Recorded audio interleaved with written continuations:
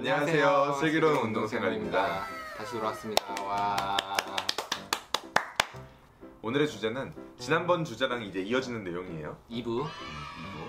어깨는 운동을 어디까지 넓어질 수 있는가에 대해서 이야기를 해볼 건데, 지난 시간에는 이제 전면부에 대해서 이야기했었어요. 전면부, 이제 어깨, 쇄골이랑 그리고 삼각근에 대해서 이야기를 했었는데, 결론적으로는 이제 어깨의 골격은 운동을 해도 넓어질 수 없다가 결론이었고, 삼각근, 그러니까 어깨 뽕을 열심히 키워서 전면부의 프레임을 넓히는 수밖에 없다라는 게 결론이었고요. 그래서 오늘 내용은 견갑골과 광배가 프레임에 미치는 영향에 대해서 좀 얘기를 해보려고 해요.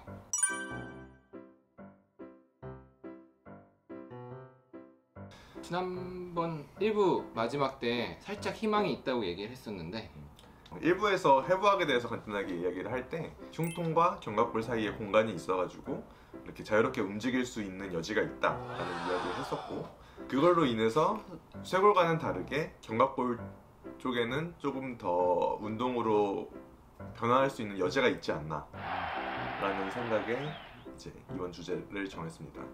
그래서 좀 찾아보는 내용이 지금 신쌤이 얘기한 내용이랑 같은데, 스카퓰로 휴메럴 리듬이라고 유명하죠? 정형외과, 재활외과에서 견갑 위팔 리듬이라고 부르는데, 어떤 다른 부위 관절과 다르게 견갑이라는 게 이제 아까 신쌤이 말했다시피 흉통에서 떠 있는 구조이기 때문에 팔과 어깨 운동에 굉장히 큰 영향을 미쳐요. 이 이야기는 어깨 운동을 하는 과정에서도 되게 중요해요. 사이드 라테럴 레이즈라든가 아니면은 어깨 숄더 프레스 관련된 내용에서도 그런 운동 역학적으로 굉장히 중요한 내용이기 때문에, 그래서 좀 논문을 찾아볼 때 어떤 그런 운동 선수들의 견갑골의 구조, 위치에 대해서 좀 찾아보려고 노력을 했고요. 그럼 운동을 좀 많이 하는 사람들이 오히려 견갑골이 좀 두드러져 보이고 좀 바깥쪽으로 좀 나와 보이면 프레임 면으로 좀 유리하지 않을까 라는 생각을 했고, 어깨 상부 프레임이 넓어지는 이유가 광배 자체의 운동을 해서 광배 자체의 두께감이나 부피가 커져서 상부 프레임이 넓어지는 건지, 견갑골과 견갑골 사이에 있는 근육의 부피를 늘리면은 걔네들이 견갑골의 바깥으로 밀어내서 등상부의 프레임, 골격 자체가 넓어진다. 이제 이런 콘텐츠 내용도 봤거든요. 주제가 거의 두 가지네요. 견갑골 사이가 넓어질 수 있느냐랑 광배근의 부피 성장? 이 두 가지를 다루는 거죠. 광배근의 부피 성장은 안 할 건데. 안 할 건가요? 광배근의 부피 성장에 대한 내용은 사실 당연한 이야기여서 견갑골 사이의 너비를 넓힐 수 있느냐 이런 거에 초점을 맞춰가지고 좀 알아보려고 해요.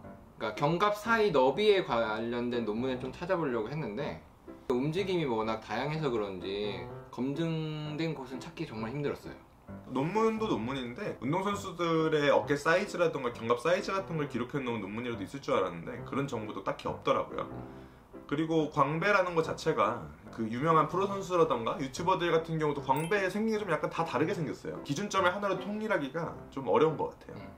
견갑골 자체에도 밖에서 만져지는 부위가 거의 없기 때문에 거기를 이렇게 외부에서 측정할 수 있는 방법이 거의 없었을 거고, 이제 방법이라면은 엑스레이 같은 거 장비를 사용해서 이제 측정을 했어야 했는데, 그래가지고 엑스레이로 직접 저를 촬영을 했어요. 그래서 어떻게 재보셨어요? 이렇게 완전히 뒤로 제껴서 하부 승모랑 능형근을 완전히 수축시킨 상태에서 견갑을 완전히 후인하강 촬영을 하나 했고, 그냥 팔을 편하게 늘어뜨린 상태에서 하나 촬영을 했고, 최대한 견갑골을 바깥으로 빼는 느낌을 가져가는 이렇게 세 부분으로 나눠서 측정을 했고, 견갑골을 세 부분으로 나눠서 맨 위랑 중간, 아래 이렇게 세 부분을 측정을 했어요.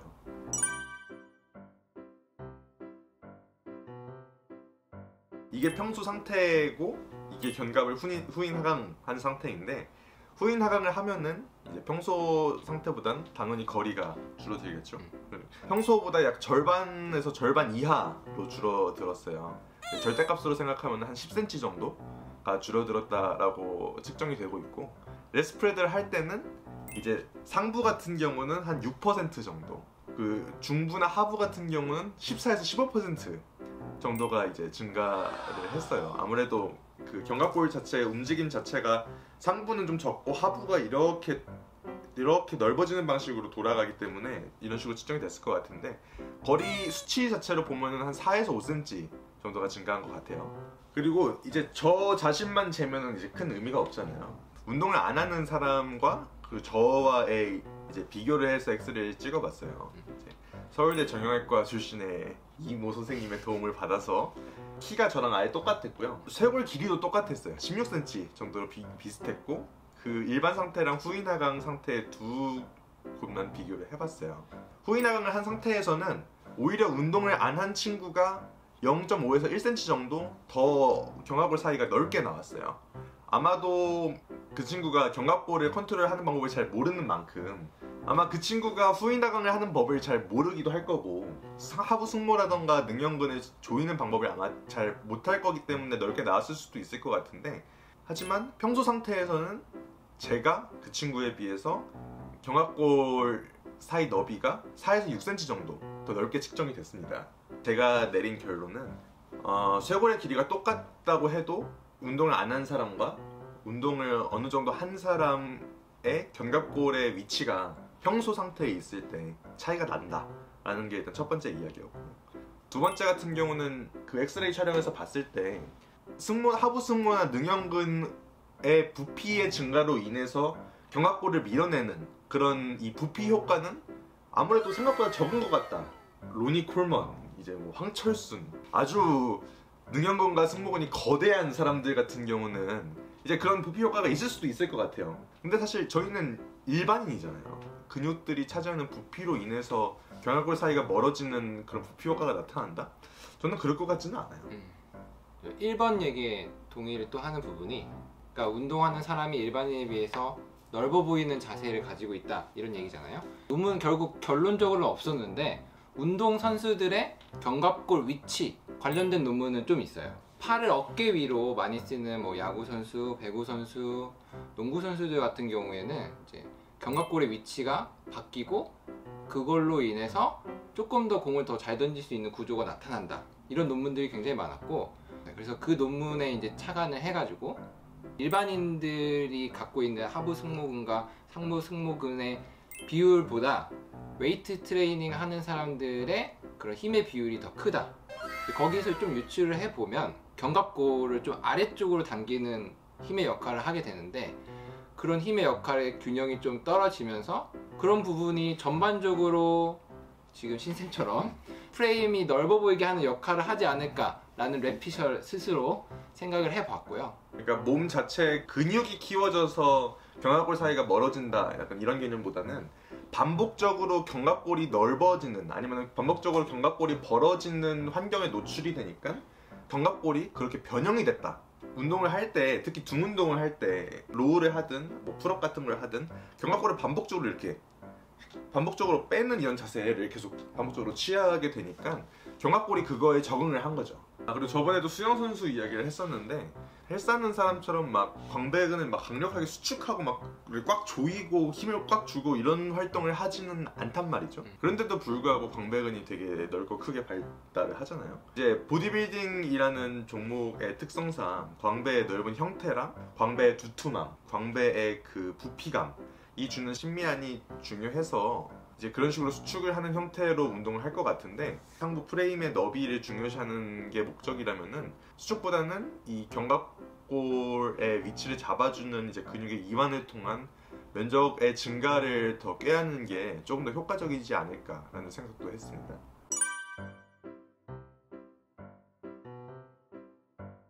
결론적으로 등 운동을 통해서 견갑골 사이의 너비를 넓힐 수 있다가 결론이고요. 거기에 추가적으로 광배근의 운동을 통해서 등 프레임을 넓힐 수 있을 것이다가 결론입니다. 거기다가 추가적으로 제 개인적인 사견인데요. 이제 견갑골을 바깥으로 넓히는 작용을 하게 되면은 전체적인 상완골, 그러니까 위팔뼈가 앞으로 이렇게 돌잖아요. 삼각근의 뒤쪽에 해당되는 부분이 조금 더 앞쪽으로 이렇게 노출될 수 있는 환경에 놓일 수도 있다라고 생각을 합니다. 그래서 삼각근의 뒤쪽 운동을 조금 더 투자를 해주면은 견갑골 사이가 넓어져서 앞으로 드러났을 때 조금 더 프레임이 넓어 보이는 효과가 있을 수 있지 않을까라는 생각도 개인적으로 해봤어요. 네, 재활의학과 면으로도 굉장히 큰 관심이 있는 부분이 라운드 숄더나 어깨 포스테리어 캡슐의 타이트니스가 굉장히 운동선수들에서 많이 나타나기 때문에 근육의 힘의 비율이 일반인과 다르다는 것 자체가 주변에 통증으로 이어질 수 있다고 생각을 하기 때문에 좋은 현상만은 아닌 것 같아요.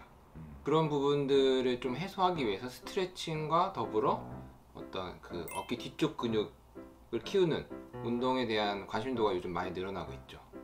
진짜 어깨를 키우기 위해서는 삼각근의 크기를 키우는 것밖에 없고, 등 같은 경우는 견갑골의 사이의 너비도 넓힐 수 있고, 그리고 광배근이나 이제 대원근 같이 그 프레임을 구성하는 근육적인 요소들 함께 키울 수 있으니까 비대값을 생각을 하면은 등 운동이 프레임을 좀 더 넓히는 데 도움이 되지 않나 라는 생각을 개인적으로 해봅니다. 저희의 이 결론이 마음에 드셨고 도움이 되셨다면 구독, 좋아요, 그리고 알람 설정까지 부탁드릴게요. 감사합니다. 와, 안녕.